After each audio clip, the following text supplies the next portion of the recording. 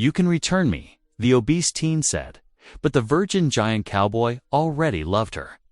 In a dusty frontier town, a broken father tries to throw away his own daughter, shamed of her size, blind to her worth.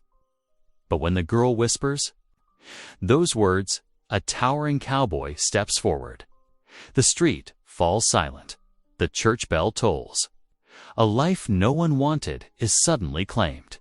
Yet what begins as mercy soon collides with danger.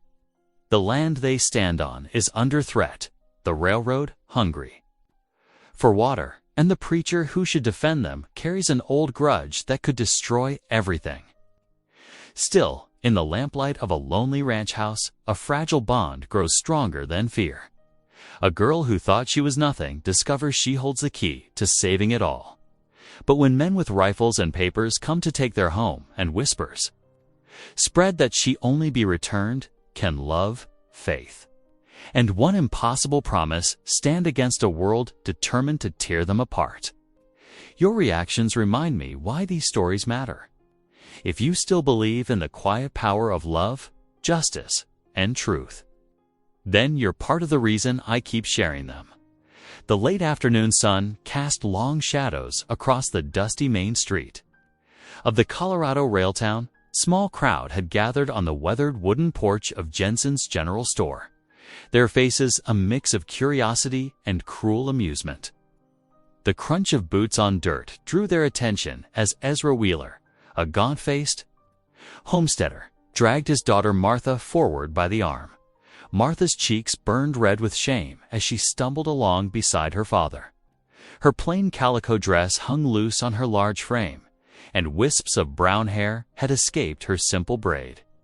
She kept her eyes fixed on the ground, unable to meet the stares of the townspeople. "Anyone need good labor?" Wheeler's voice carried across the street, harsh and bitter. "Girl's strong enough for any work you got. Eats too much for what I can provide, but she'll earn her keep." The crowd shifted uncomfortably, but several men exchanged knowing smirks. Martha's shoulders hunched further as she heard their whispered comments about her size. Her voice came out barely above a whisper, broken and small. You can return me if I'm too much trouble." Laughter erupted from the gathered crowd. A few of the men elbowed each other, making crude jokes. Martha wrapped her arms around herself, trying to make herself smaller despite her size. From the shadows at the edge of the store's porch, a tall figure stepped forward. Kurt Turner's massive frame drew instant attention, though he moved with the careful grace of someone used to managing his own strength. His plain work clothes were dusty from the trail, but clean and well-mended. The laughter died down as he approached, replaced by a few nervous coughs. Kurt was known throughout the region as a gentle giant, more comfortable with his cattle than with people. Some folks mocked his slow, deliberate way of speaking and his tendency to keep to himself. But those who knew him, like the Yazzie family who lived near his ranch, spoke of his quiet wisdom and unfailing kindness. He stopped a few feet from Martha and her father, his calm gaze taking in the situation. The girl trembled, still staring at her feet, while Wheeler straightened up, trying to match Kurt's height and failing. "I'll take her," Kurt said, his voice soft but carrying clearly in the sudden quiet. Wheeler's face split in a calculating grin. "Now there's a sensible man. She'll work hard for you, Turner. Don't feed her too." "Not as a servant," Kurt cut him off, something steel-like entering his gentle tone. "She'll come under my protection. As family." A murmur ran through the crowd. Martha's head jerked up, her tear-stained face showing disbelief as she looked at Kurt for the first time. He met her gaze steadily, giving her a small, reassuring nod. "Now, see here," Wheeler started, his face reddening. "You can't just, I can," Kurt said simply. "And I am." He turned to face the crowd, his expression unchanged, but something in his stance making several men step back. Anyone got something to say about it? The previous laughter was gone, replaced by shuffling feet and averted eyes. Even the town's troublemakers, who usually delighted in needling Kurt about his quiet ways, remained silent under his steady gaze. Wheeler's face twisted with anger and embarrassment. He shoved Martha roughly toward Kurt. "Fine, take her then. Don't come crying to me when you realize what a burden she is." He stormed off down the street, not once looking back at his daughter. Martha stood frozen, her arms still wrapped around herself, tears rolling silently down her cheeks. Kurt moved slowly, carefully, like he was approaching a frightened colt. He took off his coat and gently draped it around her shoulders. "My wagon's just there," he said softly, gesturing to where his team stood waiting. "Would you like to go?" "Home now." Martha nodded, unable to speak through her tears. Kurt kept his movements deliberate and calm as he helped her up onto the wagon seat. The crowd began to disperse, though a few lingered to watch as Kurt climbed up beside Martha. He picked up the reins and clicked softly to his horses. The wagon wheels creaked as they began rolling away from the general store, leaving the town and its cruel laughter behind. Martha sat rigid beside him, clutching his coat around her shoulders, still fighting back tears. The golden afternoon light caught the dust kicked up by the wagon wheels as they headed out toward Kurt's isolated ranch. Neither spoke, but the silence between them was gentle, like a healing balm after the harsh words of the town. The distant mountains stood purple against the darkening sky, and a cool breeze carried the scent of sage across the open range. Kurt kept his eyes on the trail ahead, giving Martha the space to collect herself. His quiet presence beside her spoke louder than words, a promise of safety and respect that needed no voice. As they passed to the last buildings of town, Martha's rigid posture began to slowly ease. Her tears had stopped, though her cheeks remained flushed with the memory of her public humiliation. But now, sitting beside the man who had turned that moment of shame into one of rescue, she held herself a little straighter. The wagon rolled on toward Kurt's ranch, carrying them away from the scene of Martha's darkest day, toward an uncertain but hopeful future. The sun sank lower behind them, painting the Colorado sky in shades of pink and gold, while ahead the evening star began to shine, bright and steady, like the first glimmer of hope after a long darkness. The only sounds were the creak of leather harness, the steady clip-clop of hooves, and the soft sigh of the wind across the prairie grass. In that peaceful quiet, Martha's fingers loosened their desperate grip on Kurt's coat, and her breathing slowly steadied to match the rhythm of the wagon's wheels. Kurt kept his focus on the trail, but his presence beside her remained solid and reassuring, like a mountain that had chosen to stand between her and life's storms. The wagon continued its steady progress toward his ranch, each turn of the wheels carrying Martha further from the life she had known and toward whatever new beginning Kurt's unexpected kindness had opened before her. The wagon wheels bumped steadily over the prairie road, jolting Martha with each rut and stone. The late afternoon sun cast long shadows across the grassland as they traveled further from town. She held her small carpet, bag containing all she owned, tightly in her lap. Her knuckles white against the worn fabric, the silence stretched between them until Martha couldn't bear it any longer. "Mr. Turner." Her voice came out barely above a whisper. Did you truly mean what you said? About keeping me?" Kurt kept his eyes on the trail ahead, but his expression softened. "Call me Kurt," he said gently.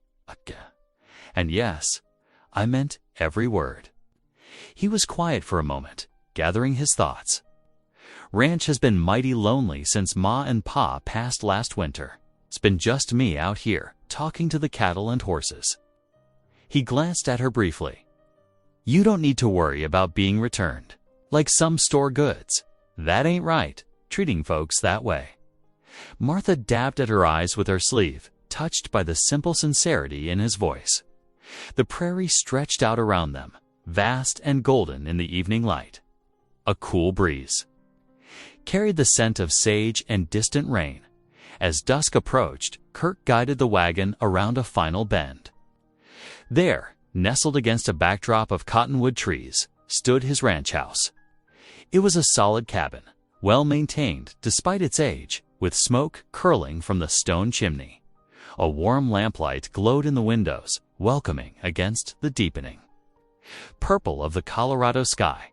Kurt helped Martha down from the wagon, his large hands steady and respectful. "Need to tend to the horses," he said. "You can head on inside if you'd like. Door's not locked." Locked. Martha nodded, clutching her carpet bag as she approached the house. The wooden porch steps creaked softly under her feet. Inside, she found herself in a clean but plainly furnished main room. A pot-bellied stove stood in one corner, and a wooden table dominated the center of the space. An open Bible lay on the table, its pages marked with a faded ribbon. She stood uncertainly, taking in her surroundings. The furniture was simple but solid, everything neat and ordered. A few photographs hung on the walls. Kurt's parents, she assumed, hand-sewn curtains framed the windows. It wasn't fancy, but it felt like a real home. The door creaked open as Kurt returned. He moved to the stove, his big frame somehow careful in the space. "Ain't much, but I can heat up some beans and biscuits for supper. You must be hungry." "I can help," Martha offered quickly, setting down her bag.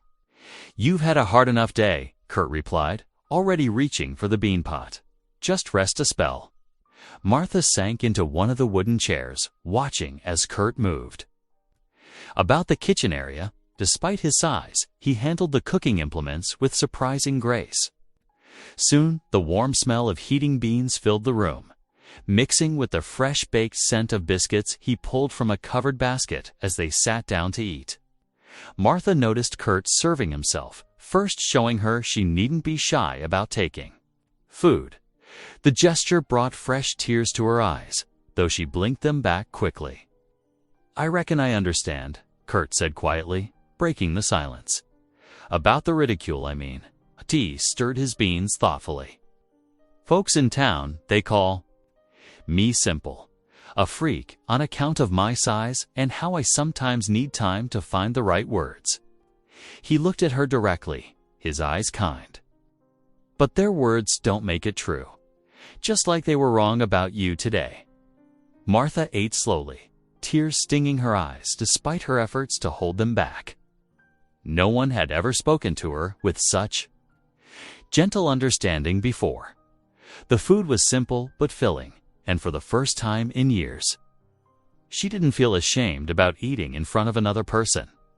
When the meal was finished, Kurt cleared the dishes away. "Got something to show you?" he said, picking up a lamp. He led her down a short hallway to a door. "This here was my mother's room. It's yours now." Martha's breath caught as Kurt opened the door. The room was small but well kept, with a clean bed covered by a colorful quilt.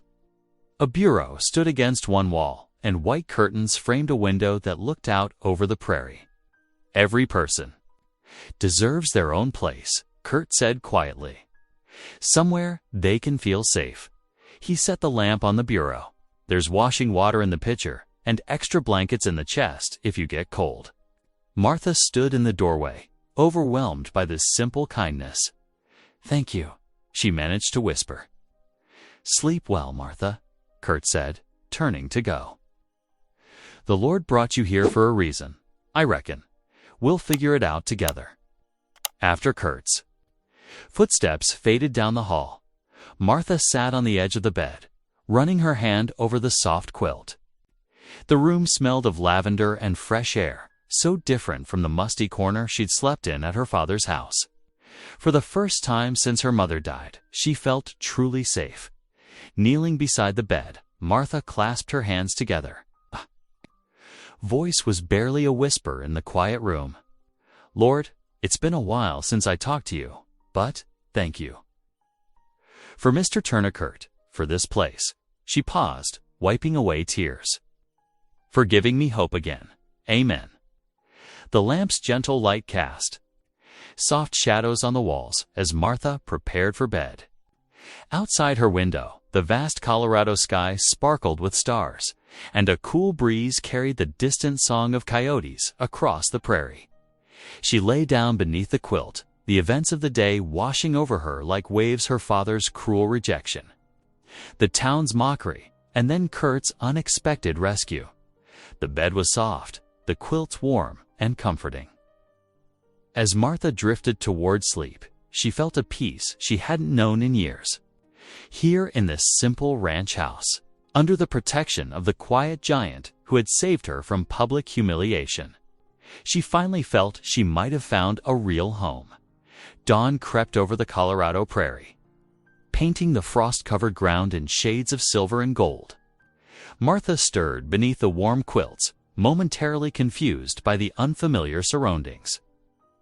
Then the memories of yesterday flooded back: her father's rejection, Kurt's intervention, and her first night in this peaceful ranch house. The aroma of sizzling bacon drifted through the air, making her stomach rumble. Martha sat up slowly, running her fingers through her tangled hair. The window panes were etched with delicate frost patterns, and beyond them, the morning sun cast long shadows across the yard. She dressed quickly in her worn cotton dress, smoothing it as best she could. The floorboards creaked softly under her feet as she made her way to the kitchen, but Kurt wasn't there.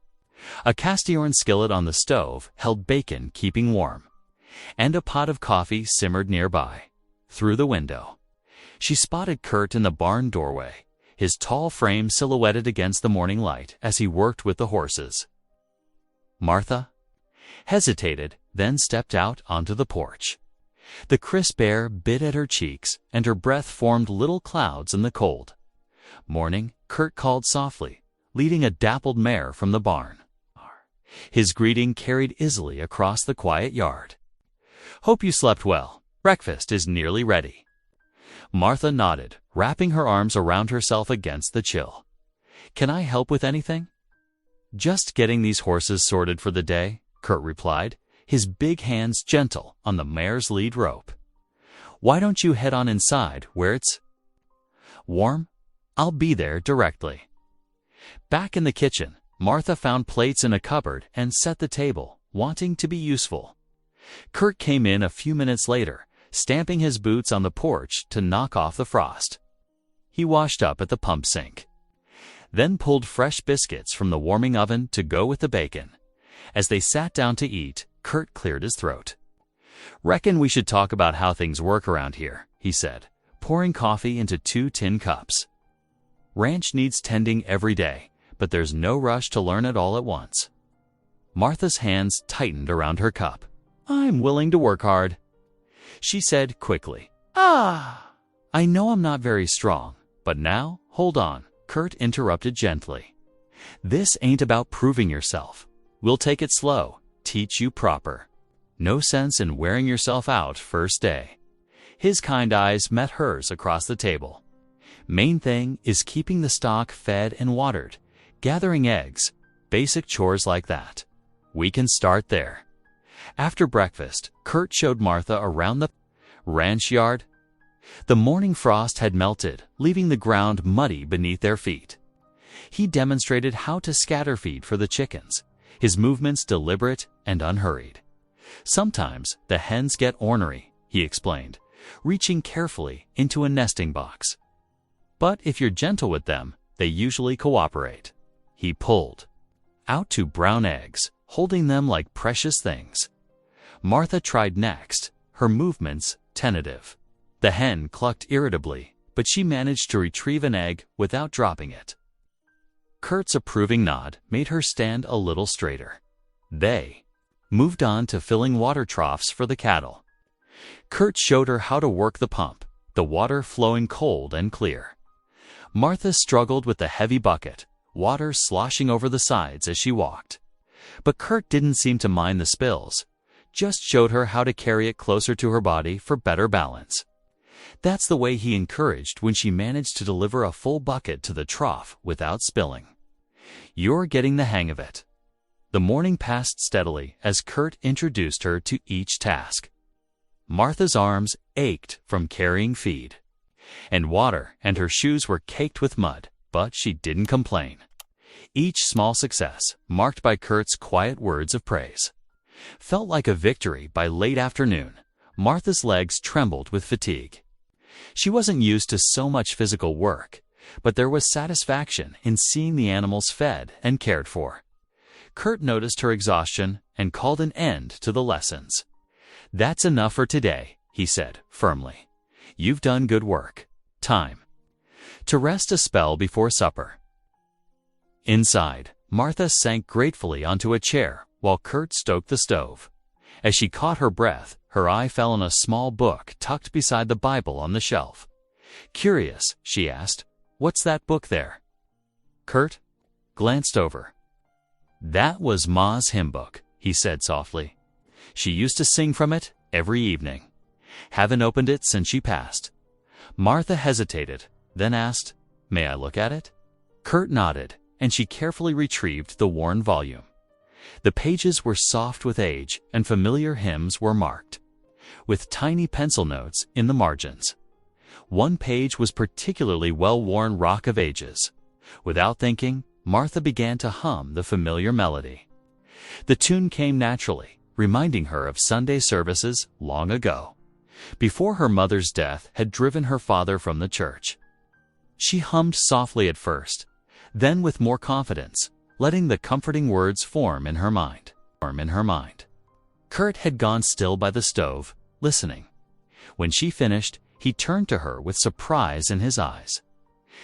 "Didn't know you could sing like that," he said quietly. "You have a real nice voice." Martha blushed, closing the hymn book carefully. "Mama taught me. We used to sing together while doing chores." Kurt nodded, understanding in his expression. He turned back to preparing their supper, a simple meal of beans and cornbread. When the food was ready, they sat down together, and Kurt bowed his head. "Lord," he began, his deep voice hesitant but sincere, "we thank you for this food and for bringing Martha safe to this place. Help us to do your will and treat each other kindly. Amen." Martha whispered her own amen, touched by his straightforward prayer. They ate in comfortable silence, the lamp casting warm light across the table between them. Later, preparing for bed, Martha paused at the wash basin in her room. The small mirror above it reflected her face in the lamplight, the same round cheeks and heavy figure that had drawn so much scorn. But something felt different. Here, under Kurt's roof, those features didn't seem to matter so much. She touched the mirror lightly, studying her reflection. Could she truly belong here, in this quiet house with its gentle giant of a master? The day's small victories whispered that maybe, just maybe, she could. Kurt had shown nothing but patience and respect, treating her like a person of worth rather than a burden to be discarded. Martha turned from the mirror and sat on the edge of her bed, muscles aching from honest work. The house creaked softly around her, settling into night. From somewhere in the darkness came the lonely call of a coyote, answered by another far away. But here, in this room that Kurt had given her, Martha felt safe, protected, and for the first time in years, hopeful about what tomorrow might bring.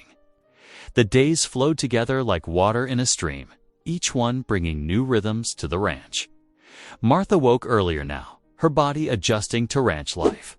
The morning frost still painted the ground, but she no longer huddled against it, instead wrapping herself in one of Kurt's mother's old shawls as she went about her chores.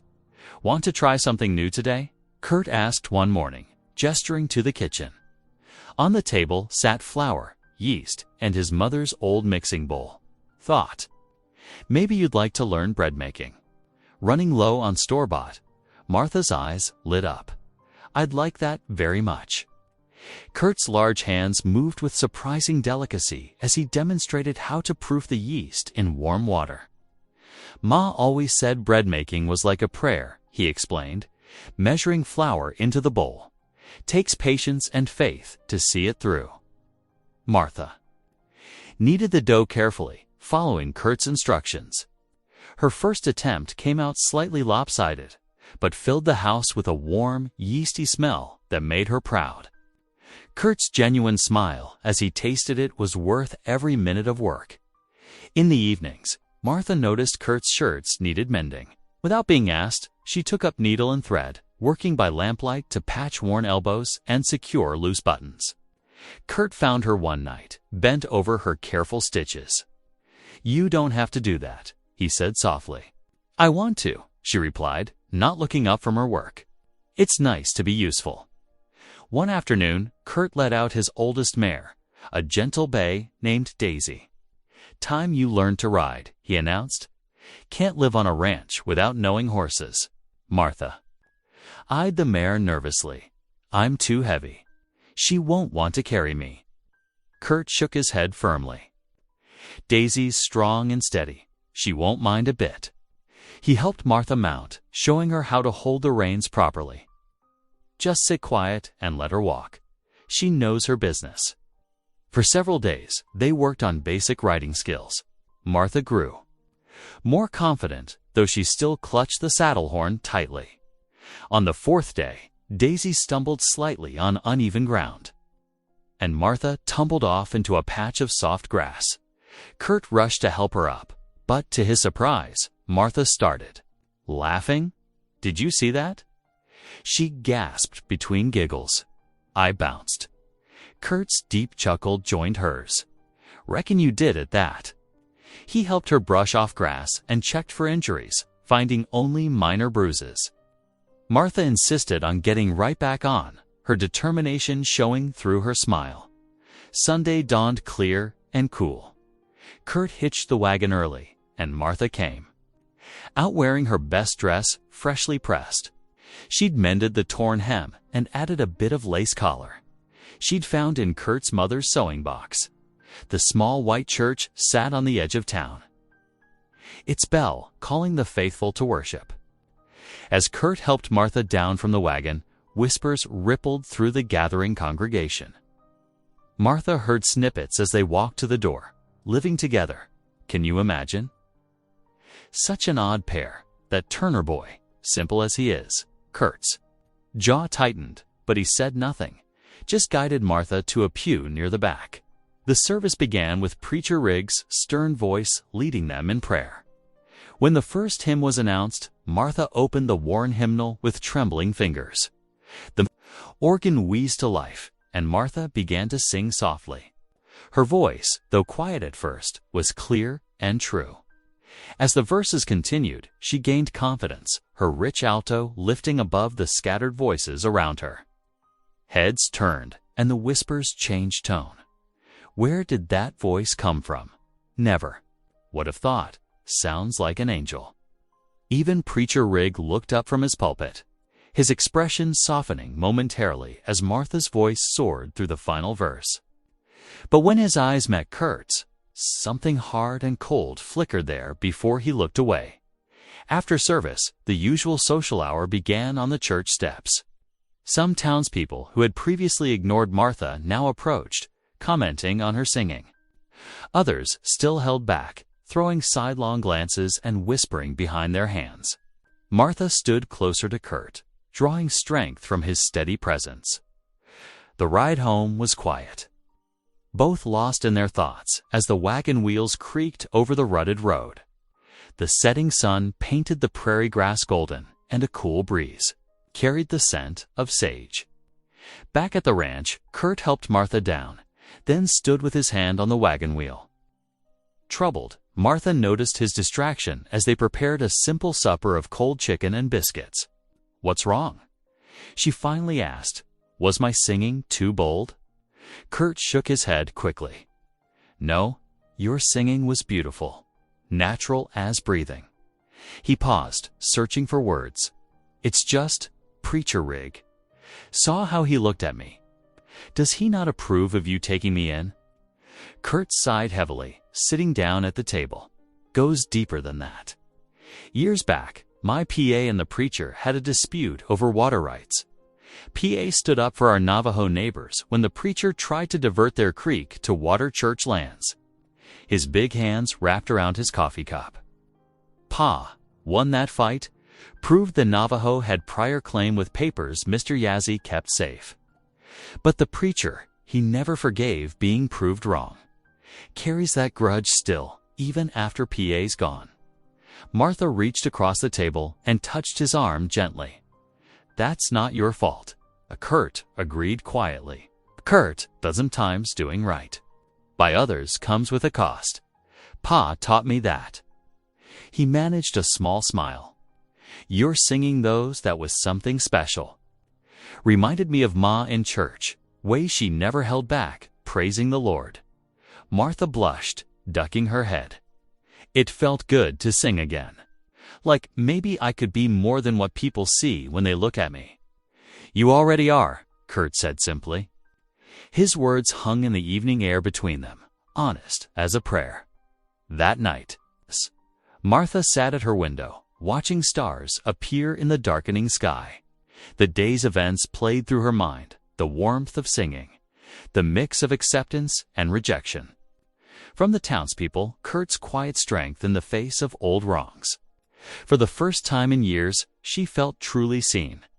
Not just for her size or her father's shame, but for who she was becoming here on this quiet ranch with its gentle giant of a master.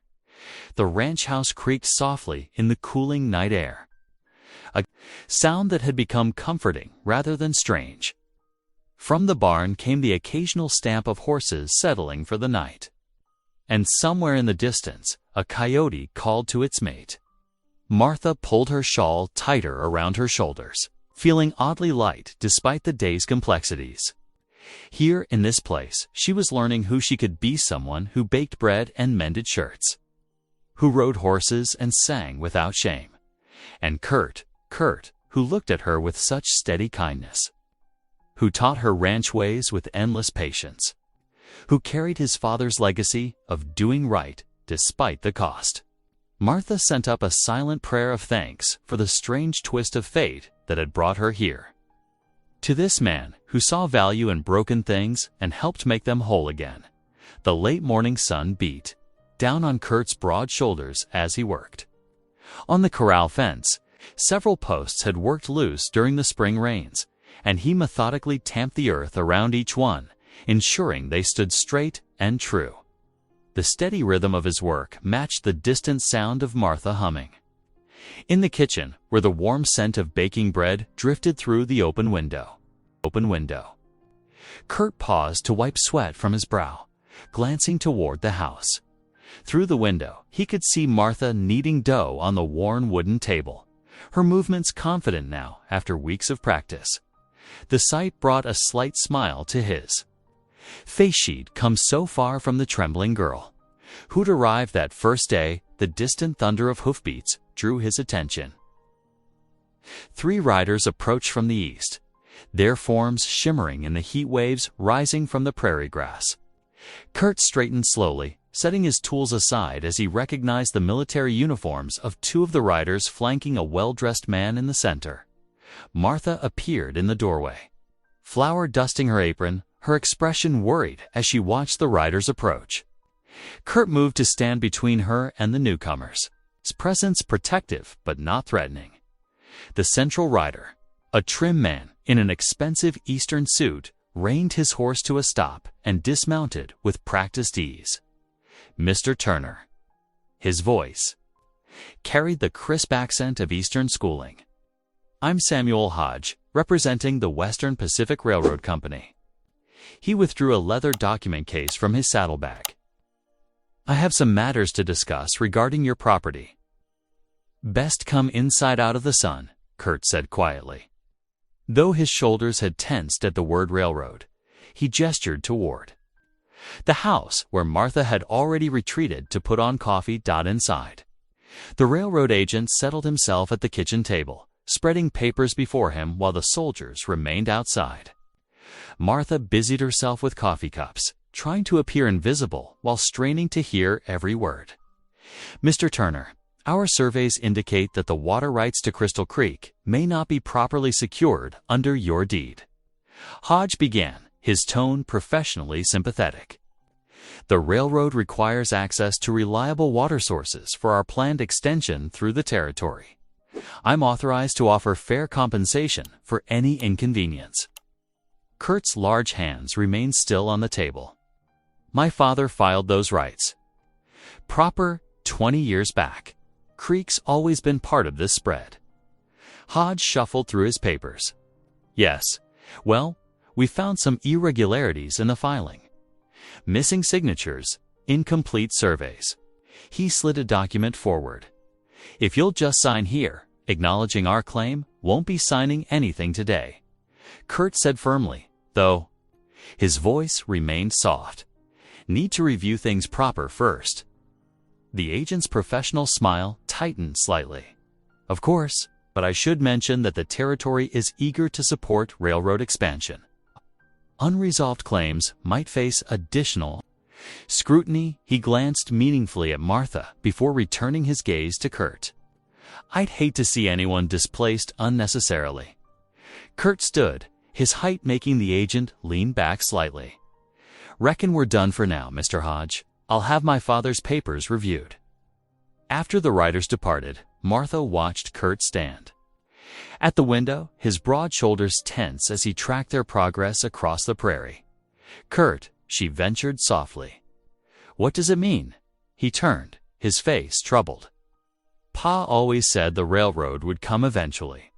Said that's why he was so careful with his filing, especially about the creek. He sat heavily in his chair. But he took sick sudden that last winter. Might have been papers left unfinished. Martha twisted her apron in her hands. Is it because of me? Another mouth to feed? Taking up space? No. Kurt's voice was firm. Don't think that. You're not to blame for railroad men wanting what ain't theirs. He gestured to the chair beside him, and Martha sat, her shoulders still hunched with worry. The afternoon light faded to evening as they prepared a simple supper of beans and cornbread. Martha noticed Kurt's unusual quietness as they ate, his mind clearly on the day's events. Finally, he began to speak, his voice soft but steady. Reminds me of something PA did years back, he said, breaking the silence. Hard winter came early, caught everyone short. Navajo families up near Crystal Creek were struggling, their sheep thin, children hungry. He paused, remembering. Pa took our spare supplies up their flour, sugar, coffee. Said it wasn't charity, just being neighborly. Martha listened intently as Kurt continued. Mr. Yazzie offered PA a fine blanket in trade, but PA wouldn't take. It said good neighbors look out for each other, no matter their ways. Through 4 hard winters, PA kept checking on them, sharing what we could spare. His eyes grew distant with memory. Those families never forgot. When Ma took sick, Mrs. Yazzie brought herbs and sat with her, singing healing songs in her own tongue. They sound like good people, Martha said softly. Kurt nodded. They are, Pa. Always said the land here belongs to everyone, and no one where. Just looking after it for a spell. He looked down at his calloused hands. Now railroad men come with their papers and their soldiers, thinking they can write away what's right. Martha reached across the table and touched his arm gently. What will you do? Need to find PA's papers first? Might have to ride up to the Yazzie Place. Pa trusted them with copies of important documents. He managed a small smile. Don't worry yourself about it tonight. Railroad men may bluster, but they can't take what's rightfully ours without a fight. Later, as Martha prepared for bed, she stood at her window, looking out at the moonlit prairie. The ranch had become more than just a refuge. It was the first place she'd ever felt truly wanted, truly at home. The thought of Kurt losing it to the railroad made her chest tight with fear. Through her open window, she could hear Kurt in the barn, his deep voice murmuring to the horses as he completed the evening chores. The familiar sounds of ranch life surrounded her, crickets chirping, the distant yip of a coyote, the gentle rustle of wind through the cottonwoods along Crystal Creek. Martha pressed her hand against the cool glass, watching Kurt's lantern bob through the darkness as he crossed. From barn to house, this man who had given her sanctuary when others had turned away now faced losing everything he'd inherited from his father. The injustice of it made her throat ache with unshed tears. She heard Kurt's heavy steps on the porch, then the creak of the door as he entered the house below. The sounds of him moving through his evening routine drifted up, boots being removed, water being poured into the wash basin, the quiet creak of his chair as he sat to read his Bible before bed. Martha whispered a prayer into the darkness, asking for strength, not for herself this time, but for Kurt, who had shown her what true kindness looked like. Whatever came next, she silently vowed to find some way to help the man who had saved her from a life of shame and rejection. Dawn painted the Colorado sky in soft pastels as Kurt hitched the horses to the wagon. The morning air held a bite, promising another cool autumn day. Martha stood on the porch, wrapping a shawl tightly around her shoulders as she watched him work. "I'm coming with you," she announced, her voice firmer than she felt inside. Kurt paused, glancing up at her. "Town folks can be mighty unkind," he said, quietly. "I know." Martha descended the porch steps, "but I won't hide away forever. Besides, you shouldn't have to carry all those supplies alone." A ghost of a smile crossed Kurt's face as he offered his hand, helping her onto the wagon seat. The leather creaked beneath them as he clicked to the horses, starting them down the rutted twat road toward town. The morning sun climbed higher as they approached Main Street. Already, townspeople bustled about their businesswomen in neat calico dresses, men in dusty work clothes, children darting between wagon wheels. As Kurt guided their wagon to a stop outside the Mercantile, heads turned. Whispers rose like wind through dry grass. "There's that Turner fellow," a man muttered loud enough to carry. "Simple as they come." "And that fat girl he took in," another voice added with a snicker. "Match made in heaven, I reckon." Martha's cheeks burned, but she kept her chin up as Kurt helped her down from the wagon. Inside the Mercantile, the bell above the door announced their arrival. The store owner, Mr. Peterson, barely looked up from his ledger as Kurt handed him their supply list, while Kurt discussed orders with Peterson. Martha browsed the shelves, pretending not to notice two well-dressed women whispering behind their hands near the fabric counter. "Did you see her?" "Size of a house," one woman said, her voice carrying clearly. Poor Kurt Turner, taking on such a burden, though Lord knows he's not bright enough to do better. "Shameful, really," her companion replied. Her own father couldn't stand the sight of her. Now she's latched on to the town simpleton. Hands trembled as she gripped a shelf for support. But when Kurt called her name, asking for help with the flour sacks, she squared her shoulders and walked proudly across the store. Together, they carried supplies out to the wagon, Martha refusing to shrink from the stares and whispers that followed them. The midweek church meeting came later that afternoon. Kurt had mentioned attending, hoping to discuss the railroad matter with others who might have similar concerns. The small clapboard building sat quiet in the golden afternoon light as wagons and buggies gathered outside. Inside, worn wooden pews creaked as people settled themselves. Preacher Amos Riggs stood at the front, his stern face surveying the congregation. His gaze passed over Kurt as if he weren't there. "Brothers and sisters," the preacher began, "we've important business to discuss regarding our community's growth. I'll need the church committee to stay after for planning." Throughout the meeting, Martha watched the preacher deliberately ignore Kurt's raised hand when discussing water rights issues, when forming committees for upcoming harvest celebrations. Rigg passed over Kurt entirely. Though everyone knew his ranch had one of the largest barns for gathering, Kurt sat quietly through it all, but Martha noticed the tight set of his jaw, the way his large hands clenched slightly on his knees. When the meeting ended, they waited until most people had filed out before making their way to the wagon. The ride home was silent until they passed the town limits. Finally, Martha gathered her courage. "Kurt, why does Preacher Rig despise you?" "So." Kurt was quiet for so long that Martha thought he might not answer. Then his deep voice came soft but clear. "It ain't really me he hates. It's the memory of my pa." He adjusted the reins before continuing. "Years back, Preacher Rig tried buying up land cheap from folks who were struggling. Said he was doing the Lord's work, giving fair prices. But Pa knew the railroad was coming eventually.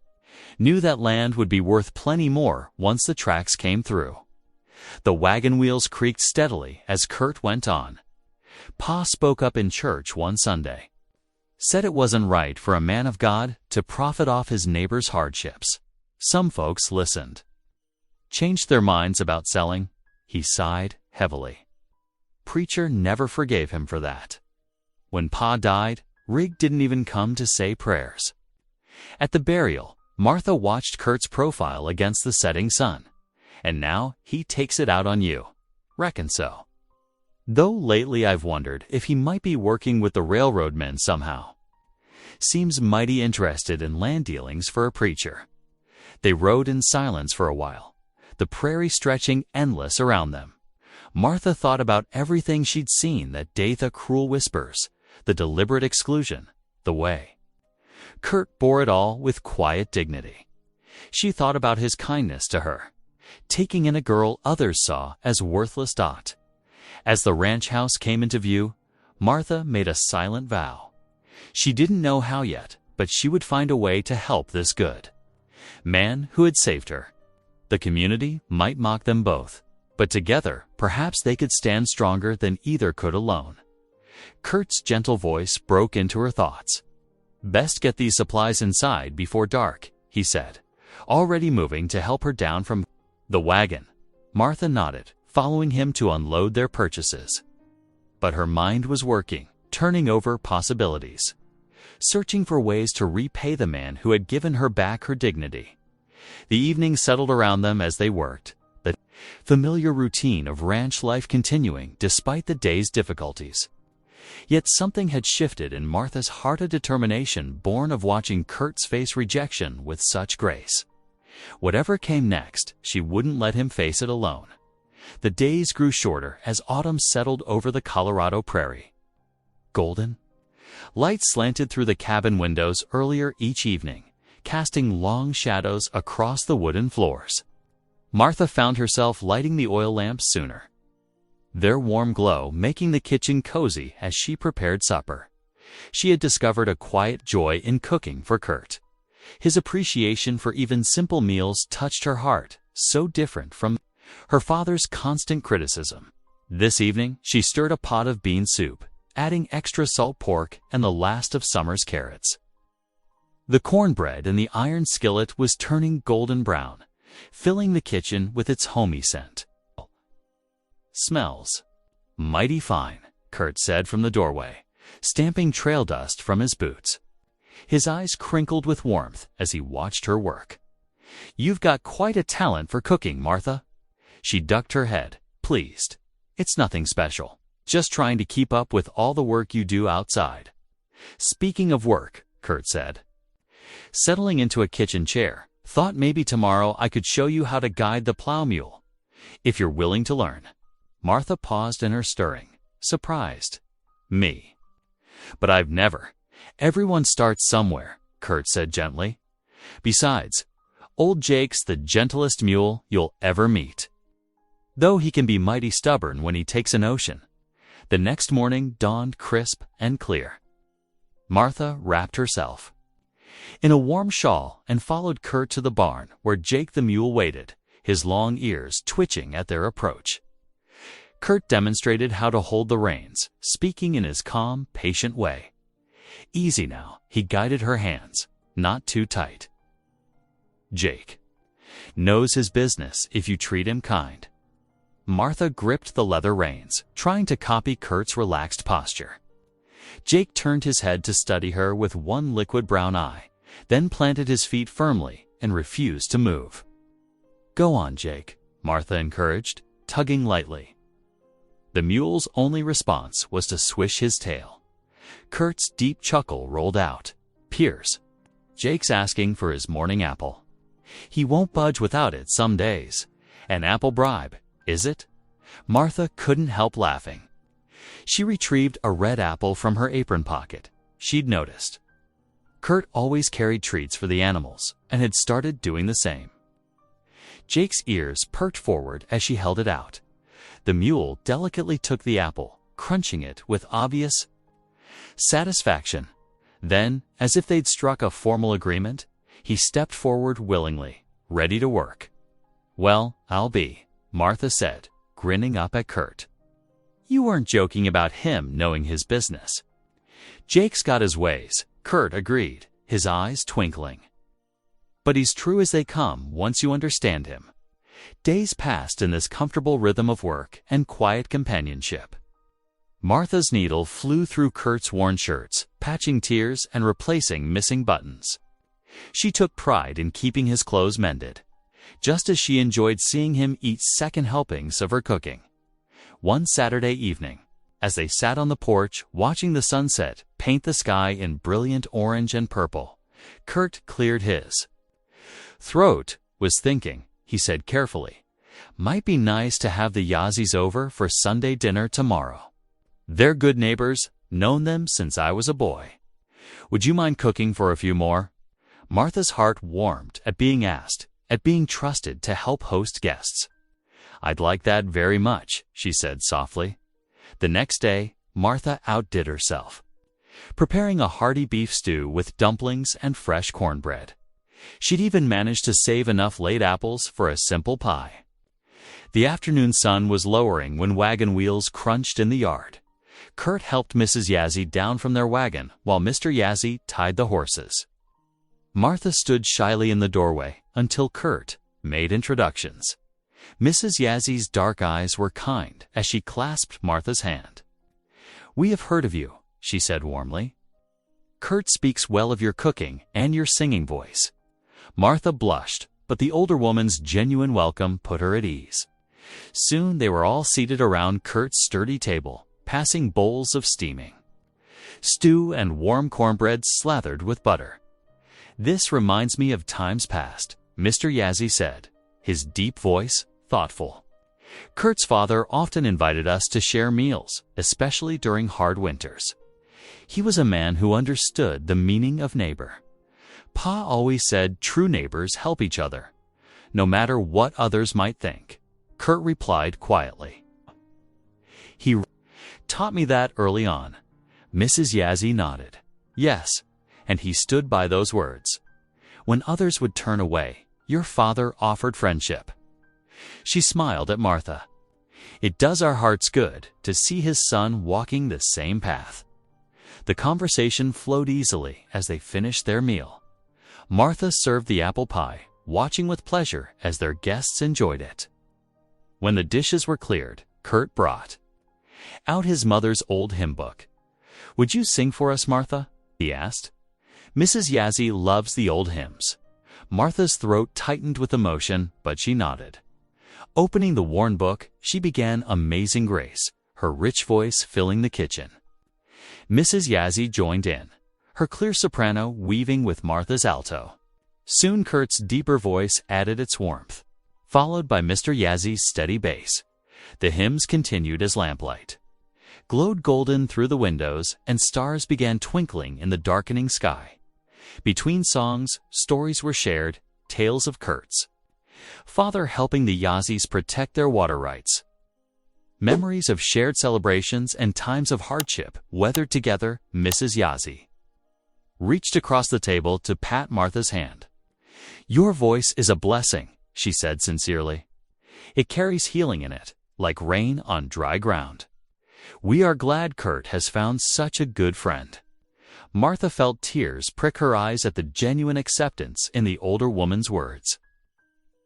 Looking around the lamplit kitchen at these kind faces, Kurt's gentle strength the Yazzy's warm wisdom, she realized something profound.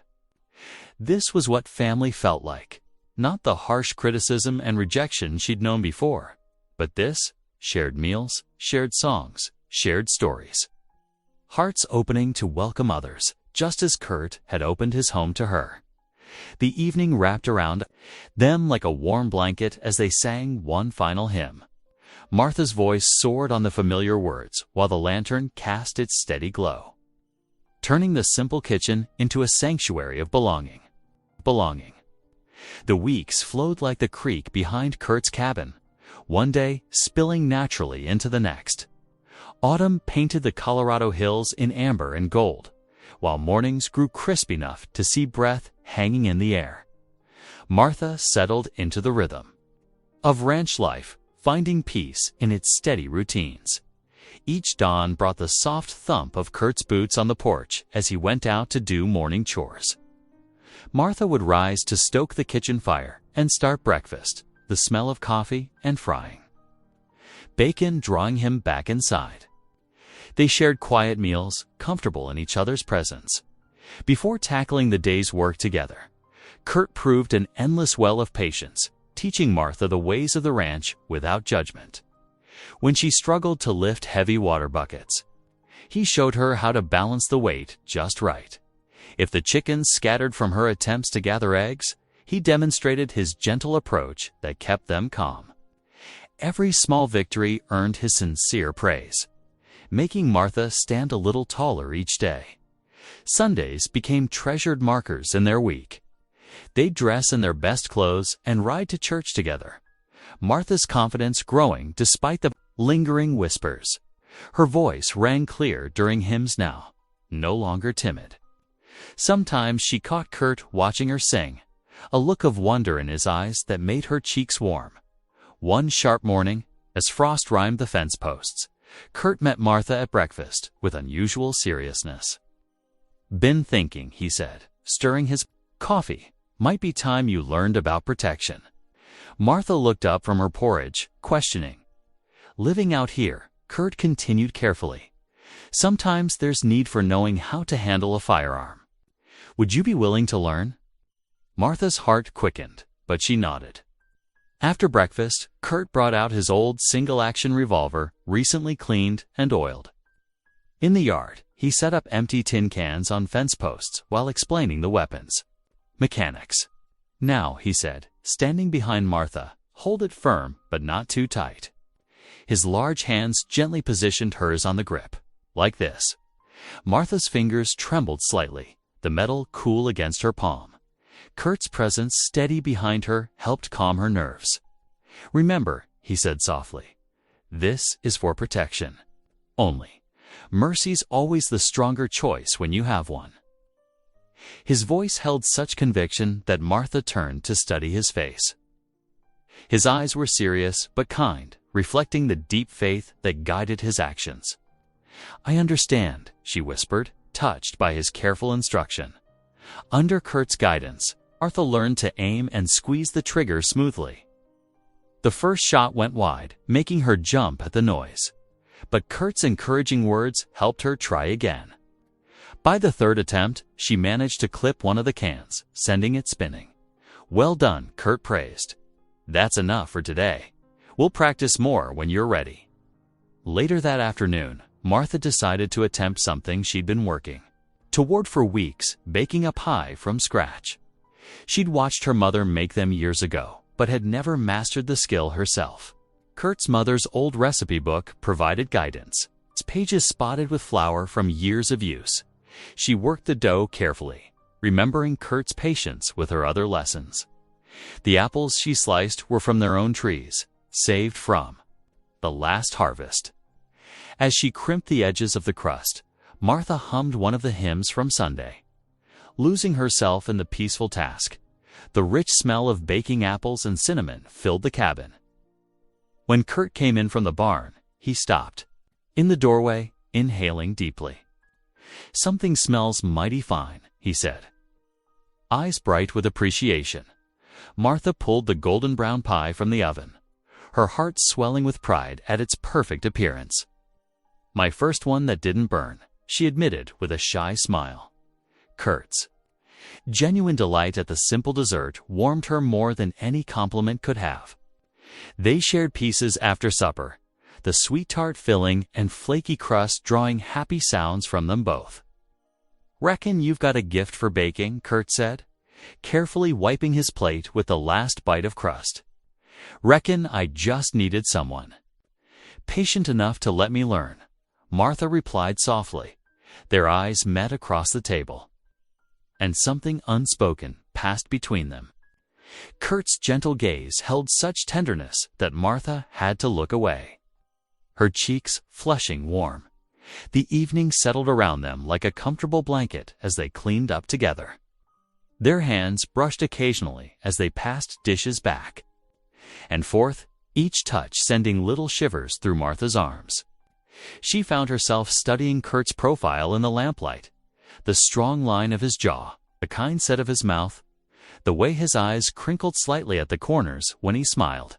That night, as Martha prepared for bed in her room, no longer thinking of it as Kurt's mother's room, but truly hers now, she heard Kurt's deep voice through the thin wall. He was praying, as he did each evening, but something made her pause and listen. "Lord," he said softly, "thank you for sending Martha here. Help me be worthy of her trust. Keep her safe and happy. Show me how to protect her better." His voice grew quieter, heavy with emotion. "And Lord, help me be the kind of man she deserves." Martha pressed her hands to her burning cheeks, tears pricking her eyes. The simple sincerity of his prayer touched something deep in her heart. Here was a man who had taken in a stranger, shown her nothing but kindness, and now prayed for her welfare with such tender concern.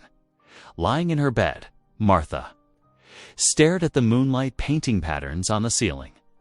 The feeling of being unwanted, of being a burden, feelings that had shadowed her entire life, seemed to fade a little more each day in Kurt's presence. His quiet strength and gentle ways had created a space where she could grow, could become more than what others had labeled her. Closing her eyes, Martha whispered her own prayer into the darkness. "Lord," she breathed, "thank you for Kurt. Help me be worthy of his kindness. Keep him safe and show me how to be strong like him." She paused, her heart full. "And Lord, help me be the kind of woman he deserves." The night wrapped around the cabin like a protective embrace, holding their parallel prayers in its gentle silence. From somewhere in the distance, a coyote called, a lonely sound that only emphasized the warmth and security within these walls. Martha drifted to sleep with the memory of Kurt's smile in her mind, no longer feeling like someone unwanted, but like someone finally finding her way home. The autumn morning dawned crisp and clear, but its peace shattered when hoofbeats thundered. Into the yard, Kurt looked up from mending a saddle on the porch, his expression darkening as he recognized the railroad agent, Samuel Hodge, approaching with 4 soldiers in blue uniforms. Martha stood in the doorway, a dish towel clutched in her trembling hands, the memory of their last visit still fresh in her mind. She watched Kurt rise slowly to his full height, his broad shoulders squared against the morning sun. "Mr. Turner," Hodge called out, his voice carrying a false note of courtesy. "Trust? You've had time to consider our previous offer." He dismounted, boots raising little puffs of dust as he strode forward, papers clutched in his gloved hand. Kurt descended the porch steps, positioning himself between the men and his home between them and Martha. "Nothing to consider," he said quietly. "This land's mine, fair and square." Hodge's polite mask slipped slightly. "I'm afraid you're mistaken." He thrust the papers forward. "According to our records, you're squatting on land designated for railroad development. The water rights alone. My Midley Reby Kiss alone, my—" "Father filed those rights proper," Kurt interrupted, his voice still steady but firm. 20 years ago, with witnesses." The agent's smile turned cold. "Witnesses? You mean those Indian neighbors of yours?" He glanced at the soldiers, sharing a knowing look. I'm afraid such testimony won't hold up in court. Martha's heart pounded as she watched Kurt's hands clench into fists, though he kept them at his sides. She knew his strength had seen him lift fence posts, single-handedly, but also knew his gentle nature abhorred violence. "This is my property," Kurt stated simply. "I'm asking you to leave." One of the soldiers stepped forward, hand resting on his holstered pistol. "We can make this difficult, Turner. Is that what you want?" Martha gasped softly at the threat, drawing Hodge's attention. His eyes narrowed as he looked past Kurt to where she stood. "Still keeping that girl, are you?" he asked, his tone dripping with mock concern. "Quite the Christian charity case you've taken on, though I wonder what the townsfolk think of such unusual arrangements." Kurt took one step forward, his shadow falling across the agent. "You're done here," he said, voice low but carrying the rumble of distant thunder. "Get off my land." For a moment, tension crackled in the yard like lightning about to strike. Then Hodge stepped back, adjusting his coat with affected casualness. "We'll be back, Turner, with more than warnings next time." He mounted his horse, the soldiers following suit. "Consider carefully what you're risking and for what." They rode away in a cloud of dust, leaving behind a heavy silence. Kurt stood watching until they disappeared over the rise, then turned to find Martha had vanished. Inside, he found her in the kitchen, mechanically kneading bread dough with trembling hands. "Martha," he said softly. "They'll take it all," she whispered, not looking up. "Your land, your home, everything you've worked for, because of me." "That's not true," Kurt insisted, taking a step toward her. But Martha pulled away, her eyes bright with unshed tears. "I heard them in town last week," she admitted, "saying how you'd soon come to your senses and send me back." Her voice broke. "That no man in his right mind would keep someone like me around to ruin his prospects." Kurt reached for her again, but Martha turned away, unable to bear his kindness. "I need to finish this bread," she said, her voice hollow. "For supper." That afternoon, Martha walked into town alone, telling Kurt she needed thread from the mercantile. Instead, she found herself standing outside the general store, heart hammering as male voices drifted from within. "Turner's a fool," someone was saying.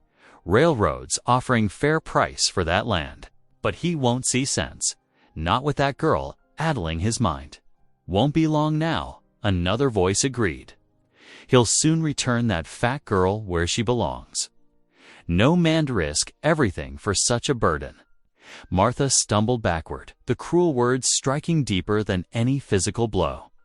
She hurried away, vision blurred by tears, barely noticing the long walk home.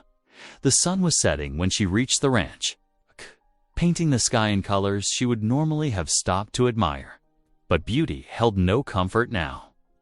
Kurt was out checking the herd, the house quiet and empty. Martha moved through the familiar rooms like a ghost, touching things she had come to love: the worn Bible on the table, Kurt's mother's faded quilt, the dented tin cup she used each morning. Each item held memories of acceptance, of belonging, that now felt like bitter lies in her room.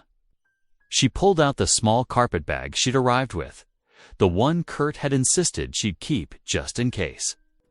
Her hands shook as she folded her few belongings: the dress Kurt had bought her for church, the apron she'd sewn herself, the hymnal she'd grown to treasure. Darkness crept in as she worked, and she lit the lamp, its glow catching the tears that fell steadily onto her clothes.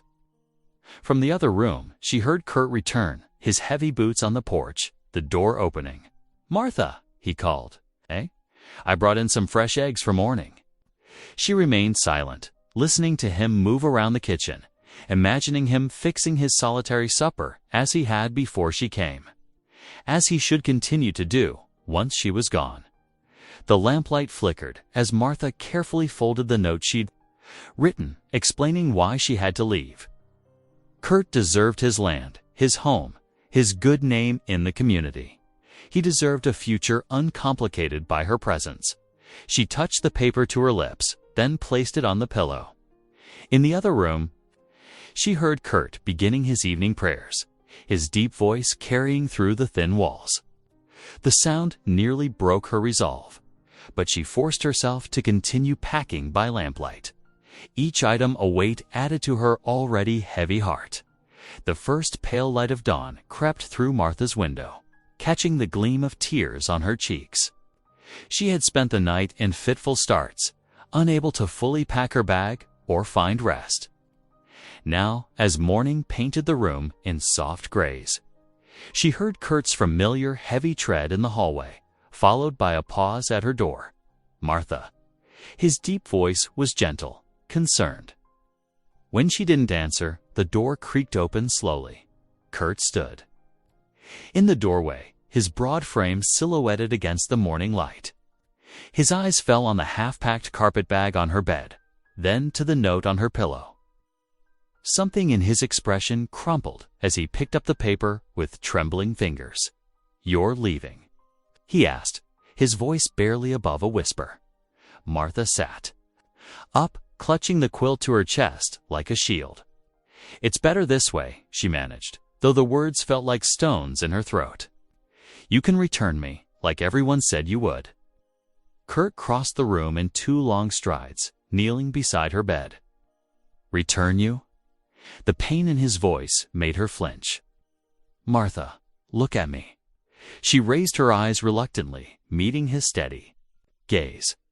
His face was drawn with worry, but something else burned in his expression, something she'd been too afraid to name before. "I've loved you since that first day," Kurt said, the words rushing out as if he'd held them back too long. "Not because I pitied you, not despite anything about you." He reached for her hand, engulfing it in his calloused palm. "I love your courage, how you face down those town gossips with your head high. I love your kindness to the stock, even that ornery mule that won't move without an apple." His voice grew husky. "I love how you sing hymns while you work, filling this lonely house with music again." Martha stared at him, her heart thundering in her chest. "But she gestured helplessly at herself, at her size that had always been a source of shame. "Beautiful," Kurt finished firmly. "Strong. The woman God meant for me to find." His eyes held hers, willing her to believe him. "I'd been too afraid to speak, thinking myself too slow, too awkward to deserve you. But I can't let you leave believing you're unwanted." Tears spilled down Martha's cheeks as truth washed over her. All these months, she'd been so caught in her own doubts that she'd missed what was right before her in every gentle word, every patient lesson, every quiet moment of acceptance. "Kurt," she whispered, squeezing his hand. "I never thought a sharp knock at the front door cut through the moment like a knife." Kurt rose slowly, reluctance in every movement. "Stay here," he said softly, touching her shoulder before heading. To answer, Martha heard voices in the main room, preacher, Riggs' distinctive tone rising above others. She crept to her doorway, watching as Kurt faced the preacher and 2 men from town. "Thought you should see these, Turner," Riggs said, his face a mask of false concern as he spread papers on the kitchen table. "Found them in the church records. Your father never properly filed those water rights he claimed, eh?" He tapped one yellowed document. "No witnesses' signatures, no official seal. Just his word, and we all know how much that counted for." Kurt's shoulders tensed at the slight to his father, but his voice remained steady. "There were witnesses. The Yazis, heathens, don't count in matters of law. One of the townsmen cut in. Railroads got proper papers. You've got nothing but stories." Martha watched Kurt's broad shoulders sag, saw the quiet strength that had always sustained him begin to crack. He stood silent, staring at the documents that threatened everything he'd worked to preserve. "Best start packing," Preacher Riggs said, gathering the papers with obvious satisfaction. Railroad won't wait much longer. He paused at the door, adding with false sympathy, "Perhaps this is the Lord's way of showing you the error of certain choices." His eyes flicked toward Martha's room, his meaning clear. The men departed, leaving behind a silence heavy as storm clouds. Kurt stood motionless by the table, his big hands braced against the wood, as if it was all that held him up. Martha's heart ached to see him so wounded, this man who had shown her nothing but gentleness. The day passed in a fog of worry. Kurt went about his chores mechanically, speaking little. Martha tried to draw him out over supper, but he only picked at his food. Lost in thought. As evening settled over the ranch, he took his usual place on the porch, staring out at the land that had been his family's home for generations. Martha brought him coffee, setting it beside him on the rough wooden boards. In the fading light, his face looked carved from stone, weighted with despair. She longed to comfort him, but didn't know how. The joy of his earlier confession now overshadowed by this new threat. Yet as she watched him in the gathering dusk, his words from that morning echoed in her heart. "I've loved you since that first day." Not pity, not obligation, but love real and steady as the man himself. And in that moment, Martha felt something shift inside her, like a key turning in. A long-rusted lock. Perhaps there was still a way to save what mattered most. She just had to find it. Kurt remained on the porch as darkness fell, his coffee growing cold beside him. The coyotes began their evening chorus in the distance, their wild songs carrying across the prairie. Martha stayed near, darning socks by. Lamplight in the kitchen, unwilling to leave him alone with his thoughts. She watched his silhouette through the window, solid and sure even in his sorrow, and felt her determination grow stronger. This man had given her a home when she had nothing. He had shown her worth when she believed herself worthless. He had offered his heart when she thought herself unlovable. Now it was her turn to fight for him. Dawn light spilled through the kitchen window as Martha swept the worn floorboards, her mind churning with worry. The steady swish-swish of the broom matched her heartbeat as she remembered Kurt's stories about his father. So many tales of kindness shown to the Navajo families during harsh winters, sharing food and blankets when others turned away. Her hand stilled on the broom handle. There had to be something, some proof of those bonds between the families. Taking a deep breath, Martha marched to the barn where Kurt's gentle mare dozed in her stall. Her fingers trembled as she fumbled with the saddle, but she managed to secure it just as Kurt had taught her. The journey to the Yazzie homestead stretched long under the autumn sun. Martha's thighs ached from hours in the saddle, unused to such distance. Yet she pressed on, watching the landscape change from prairie grass to scattered pine and pines. Her heart lifted when she finally spotted smoke rising from the Yazzies. Mrs. Yazzie emerged from their home, her silver hair gleaming in the afternoon light. Martha, concern creased her weathered face. "Are you well? I need help," Martha explained, sliding carefully from the saddle. Her legs wobbled beneath her. "It's about Kurt's ranch." Inside their warm kitchen, Martha told them everything. Railroad's threats, the preacher's betrayal, the missing water rights. Mr. Yazzie listened intently, his dark eyes thoughtful. "Yes," he said slowly, "I remember that paper. Kurt's father helped many families through the winter of 1873. We gave him signed proof of water rights in return." He rose stiffly. "Wait here." Martha held her breath as Mr. Yazzie searched an old wooden chest, carefully lifting out bundles wrapped in cloth.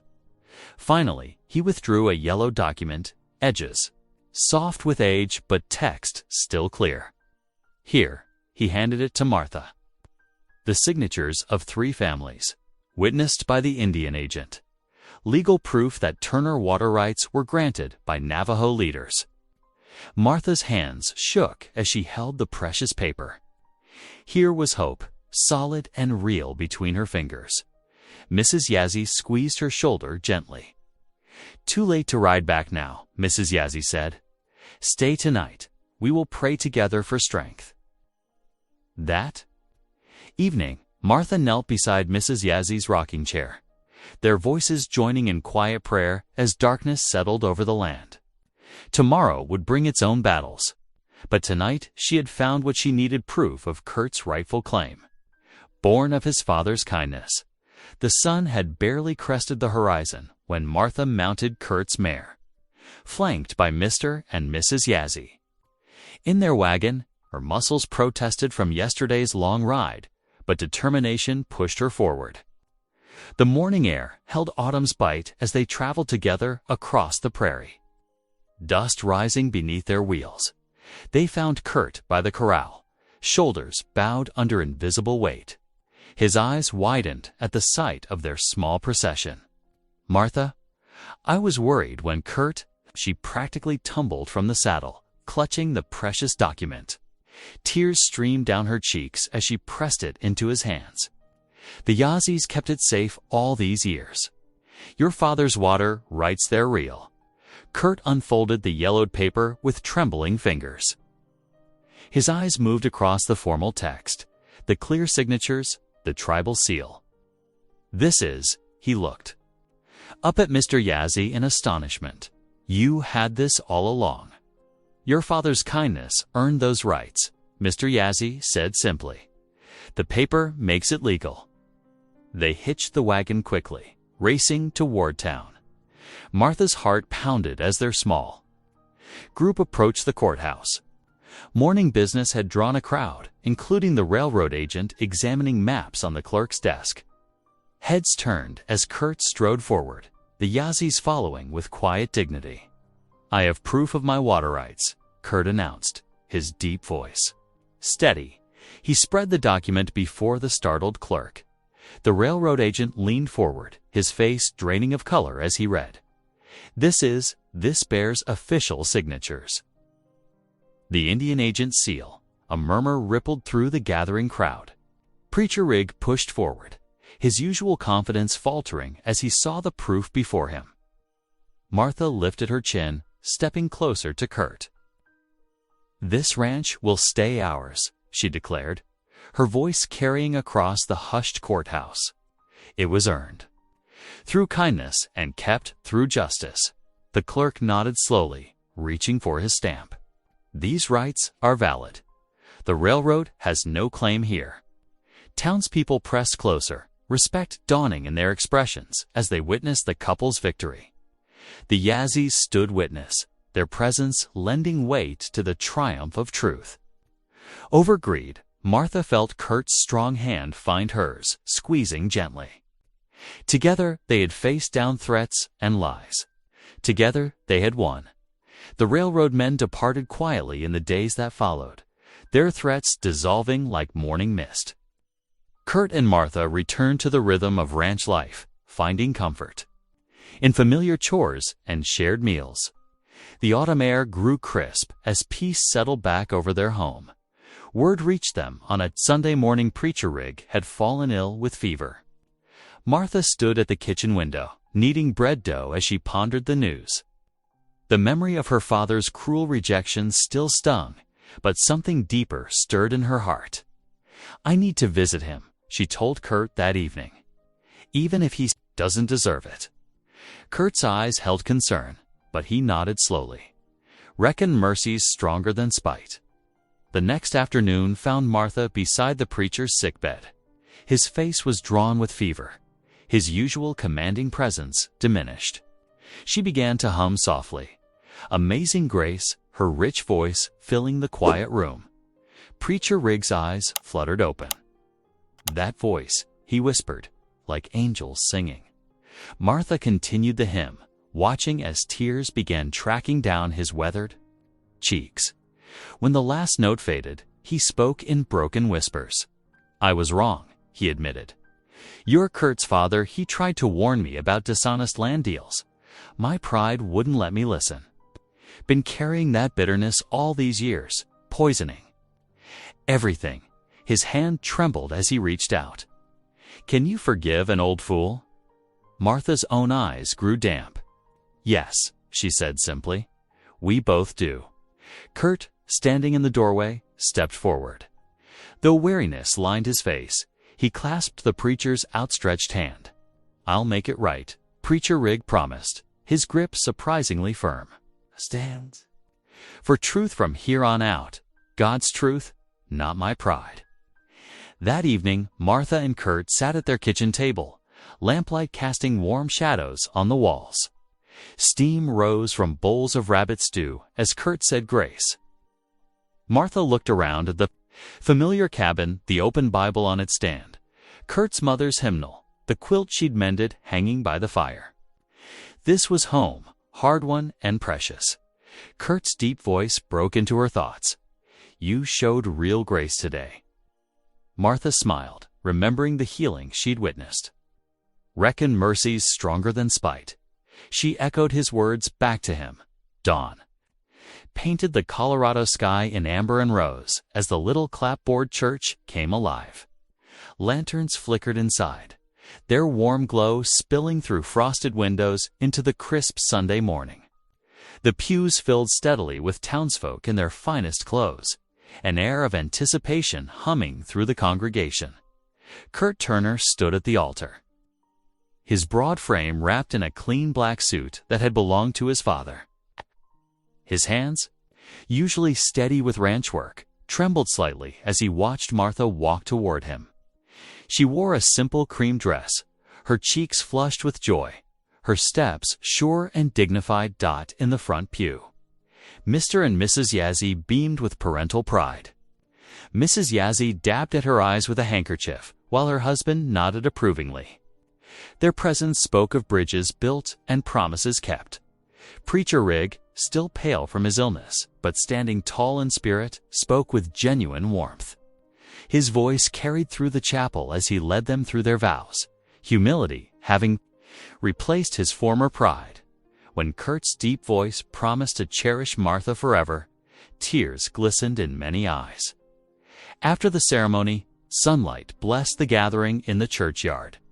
Neighbors who had once whispered cruel words now stepped forward with handshakes and congratulations. Women brought pies and cakes, laying out a feast on wooden tables. The transformation of hearts was as clear as the autumn sky above them. "Sing for us, Mrs. Turner," called out several children, tugging at Martha's dress with eager hands. Smiled, remembering days when such attention would have made her shrink away. Now she lifted her voice in a hymn of thanksgiving, the pure notes soaring over the gathered crowd. As evening approached, Kurt helped Martha into their wagon. Lanterns began to twinkle along the town's single street, lighting their way home. Martha looked at her new husband, remembering all they had overcome. "You can return me," she whispered, echoing words from that first desperate day. Kurt's eyes shone with love as he took up the reins. "Never," he said firmly. "You're already home." The wagon creaked along the familiar road toward their ranch, no longer just a place of shelter, but a testament to mercy, belonging, and love's quiet triumph. Thanks for watching. Stories like this shape us in ways we don't always expect. If something resonated, subscribe. I'm back tomorrow with another one worth hearing.